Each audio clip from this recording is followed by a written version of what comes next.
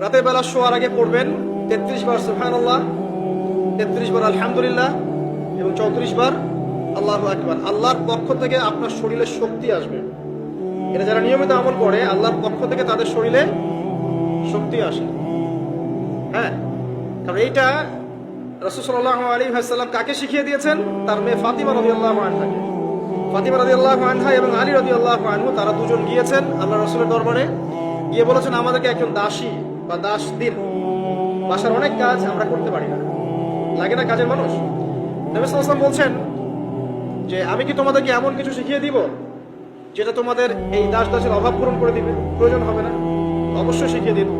তখন নবীজি শিখালেন সাল্লাল্লাহু আলাইহি ওয়াসাল্লাম এই ঘুমানোর আগে 33 বার সুবহানাল্লাহ পড়বে, 33 বার আলহামদুলিল্লাহ এবং 34 বার আল্লাহু আকবার। তোমাদের দাস দাসের প্রয়োজন হবে না ইনশাআল্লাহ। ব্যাখ্যায় অনেক ওলামায়ে কেরাম বলেছেন যে এটা নিয়মিত আমল করতে থাকলে রোগ ব্যাধি কম হয়, শরীরে শক্তি আসে, এনার্জি বাড়ে, আপনি নিজের কাজ নিজেই করতে পারবেন ইনশাআল্লাহ। আসুন সামনে যাই। এরকম ঘুমানোর আরো বেশ কিছু আমল আছে, আমি অল্প কয়েকটা বললাম, এগুলোই করা শুরু করেন, আল্লাহ তৌফিক দান করুন। আর যদি পারেন ওযু করে ঘুমাতে পারলে আরো বেশি ভালো হয়।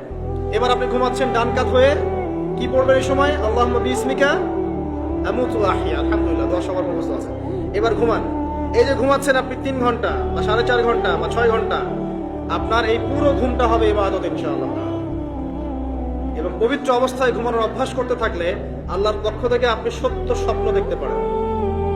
এখনকার সায়েন্স একটা বিশ্বাস করে না, আর এই সায়েন্সকে নিয়ে আমার কোনো মাথা ব্যথাও নাই, কারণ এই আজকে একটা কথা বলে কালকে একটা কথা বলে, ঠিক আছে? তো আল্লাহর পক্ষ থেকে আপনি সত্য স্বপ্ন দেখতে পারেন।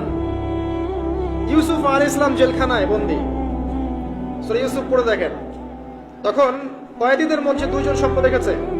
একজন স্বপ্ন দেখছে তার মাথার উপরে রুটি, উপর থেকে পাখি এটা ঠোকরে কি করছে, খেয়ে নিয়ে চলে যাচ্ছে। আরেকজন স্বপ্ন দেখেছে যে সে শরাব পান করাচ্ছে একজনকে, আছে না সূরা ইউসুফে? তো ইউসুফ আলাইহিস সালাম বললেন যে যার মাথা থেকে পাখি ঠোকরায় খেয়ে নিচ্ছে খাবার, তাকে শুলদণ্ড দেওয়া হবে।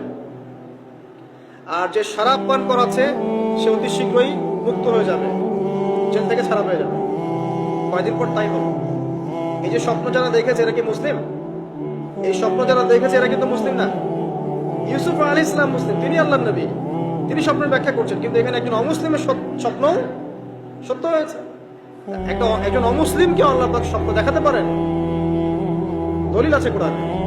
সত্য স্বপ্নের একটা বিষয় আছে, যেটার জন্য অবশ্যই আল্লাহর পক্ষ থেকে নূর দরকার, স্বচ্ছ একটা মন দরকার, কলবুন সালিম দরকার, বেশি বেশি আমল দরকার, হ্যাঁ, আধ্যাত্মিকত্ব দরকার, আল্লাহর মারিফত দরকার। তারপরে ইনশাআল্লাহ সত্য স্বপ্নের প্রশ্ন আসবে।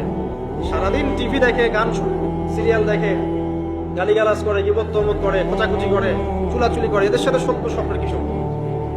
এদের কিন্তু শয়তান স্বপ্ন দেখা। কথা বুঝতে পারছেন না? ফজরের নামাজের পরে নবী সাল্লাল্লাহু আলাইহি ওয়াসাল্লাম বসে থাকতেন, সাহাবীরা তাকে বলতেন কে কোন স্বপ্ন দেখেছেন, তিনি বলতেন, এবং তিনি স্বপ্নের ব্যাখ্যা ইন্টারপ্রিটেশন করতেন যে এটা এমন, এটা এমন। এমনকি এই যে আপনার উহুদের যুদ্ধের আগের রাতে অনেক সাহাবী স্বপ্ন দেখেছেন, এবং পরের দিন দেখবেন উহুদের দিনে অনেক সাহাবী শহীদ হয়েছেন। তো যাই হোক, ওইদিকে আমি যাচ্ছি না। তো এই যে ঘুমটা আপনি ঘুমাচ্ছেন, ইনশাআল্লাহ আপনার ঘুমটা কি হচ্ছে? ইবাদত হচ্ছে না? আলহামদুলিল্লাহ। আলেম যারা, তাদের ঘুমও ইবাদত। যারা মুসলিম, মুমিন, মুত্তাকি, আলেম, তাদের ঘুমগুলো কি ইবাদত।